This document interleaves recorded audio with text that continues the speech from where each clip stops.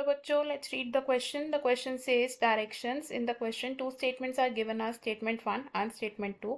Mark the correct choice as 1. Both statement 1 and statement 2 are correct. 2. Both statement 1 and statement 2 are incorrect. 3. Statement 1 is correct and statement 2 is incorrect. 4. Statement 1 is incorrect and statement 2 is correct. Statement 1. Nucleic acid is the genetic material of all organisms without exception. Statement 2. During isolation of genetic material, ribonucleases and proteases are not required. हमारी first statement में कहा गया है कि हर organism में nucleic acid genetic material की तरह act करते हैं विदाउट एनी एक्सेप्शन। और सेकंड स्टेटमेंट में कहा गया कि जब हम जेनेटिक मटेरियल को आइसोलेट करते हैं तो उसमें राइबोन्यूक्लिएजेस और प्रोटीएजेस की कोई रिक्वायरमेंट नहीं होती है। तो इस क्वेश्चन को सॉल्व करने के लिए सबसे पहले अगर हम बात करें यहाँ पर यूज़ होने वाले की कॉन्सेप्ट की, तो इन दिस क्वेश्चन हमारा की कॉन्सेप्ट होगा आइसोलेशन ऑफ जेनेटिक मटेरियल। तो जेनेटिक मटेरियल की अगर हम बात करें तो एक ऑर्गेनिज्म का जो जेनेटिक मटेरियल है वो जीन्स को कैरी करता है एंड उसे कैरी फॉरवर्ड करता है टू द नेक्स्ट जनरेशन। अब जेनेटिक मटेरियल्स कौन से होते हैं हमारे? These are the nucleic acids. तो हर ऑर्गेनिज्म में न्यूक्लिक एसिड जेनेटिक मटेरियल की तरह एक्ट करते हैं। अब दो तरीके के न्यूक्लिक एसिड्स होते हैं जो जेनेटिक मटेरियल की तरह एक्ट करते हैं। First is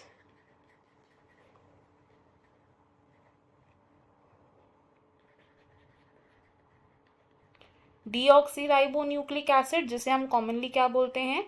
DNA. और सेकेंड न्यूक्लिक एसिड जो जेनेटिक मटेरियल की तरह एक्ट करता है, इट इज राइबोन्यूक्लिक एसिड, जिसे हम कॉमनली क्या बोलते हैं? आरएनए बोलते हैं। अब अमंग डीएनए और आरएनए, जो डीएनए है it is the most common genetic material जो मेजॉरिटी ऑफ ऑर्गेनिजम्स में पाया जाता है as genetic material. RNA usually पाया जाता है कुछ वायरसेस में एज अ जेनेटिक मटेरियल। अब अगर बात करें इस जेनेटिक मटेरियल के आइसोलेशन की for the isolation of genetic material, अब जेनेटिक मटेरियल की आइसोलेशन कैसे होती है? तो जो न्यूक्लिक एसिड होता है यानी कि जो हमारा जेनेटिक मटेरियल होता है वो एनक्लोज होता है इन डिफरेंट मेम्ब्रेन्स। और इस जेनेटिक मटेरियल की आइसोलेशन करने के लिए हमें क्या करना है? उस मेम्ब्रेन को ब्रेक ओपन करना है। तो उसे ब्रेक करने के लिए हम क्या करते हैं? हम सेल्स को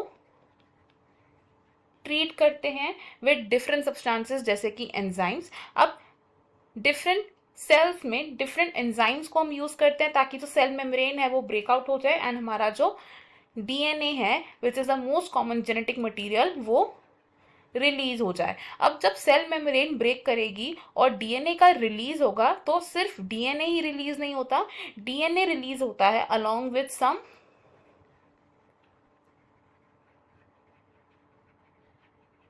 मैक्रोमोलिक्यूल्स। और ये मैक्रोमोलिक्यूल्स कौन कौन से हो सकते हैं? These can be a little amount of RNA, proteins, lipids and polysaccharides.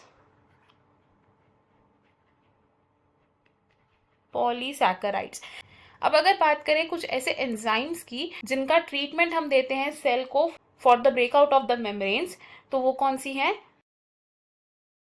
Bacteria की बात करें तो फॉर द बैक्टीरियल सेल्स हम सेल को ट्रीट करते हैं with the lysozyme enzyme. Next अगर हम बात करें फंगल सेल्स की तो फंगस के सेल्स के लिए हम क्या यूज करते हैं? काइटिनेज का यूज करते हैं। और अगर हम बात करें अब प्लांट सेल्स की, प्लांट सेल वॉल को ब्रेक करने के लिए हम यूज करते हैं सेल्यूलेज एंजाइम। अब जो डीएनए होता है ये किस तरीके से प्रेजेंट होता है? ये न्यूक्लियोसोम की फॉर्म में प्रेजेंट होता है। और न्यूक्लियोसोम को हम सिंपली कैसे डिस्क्राइब कर सकते हैं? इट इज द डीएनए जो कि क्या हो रखा है? इंटरवाइंड हो रखा है विद द हिस्टोन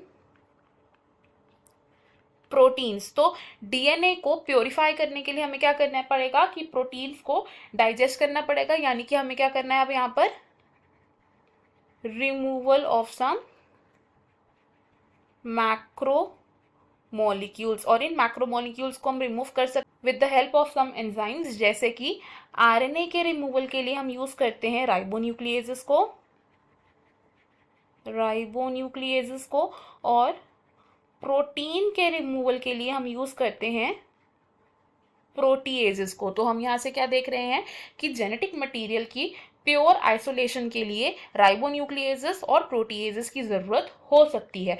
तो अगर हम अपने स्टेटमेंट्स देखें, इन स्टेटमेंट्स में से हमारा जो फर्स्ट स्टेटमेंट है ये एक करेक्ट स्टेटमेंट है, बिकॉज सभी ऑर्गेनिजम्स में न्यूक्लिक एसिड्स ही जेनेटिक मटेरियल की तरह एक्ट करते हैं। और जो सेकंड स्टेटमेंट है हमारी वो रॉन्ग मानी जाएगी, बिकॉज जेनेटिक मटेरियल के आइसोलेशन के लिए राइबोन्यूक्लिएजेस और प्रोटीएजेस की रिक्वायरमेंट होती है टू रिमूव द मैक्रोमोलिक्यूल्स, जैसे कि आरएनए एंड प्रोटीन्स। तो अगर हम ऑप्शन देखें, इनमें से हमारा जो करेक्ट ऑप्शन है that will be option 3, which says statement 1 is correct and statement 2 is incorrect. Option 1, option 2 and option 4 wrong हो जाएंगे। हमारा फाइनल आंसर होगा इस क्वेश्चन में option number 3। I hope you understood it well. Best of luck. Thank you.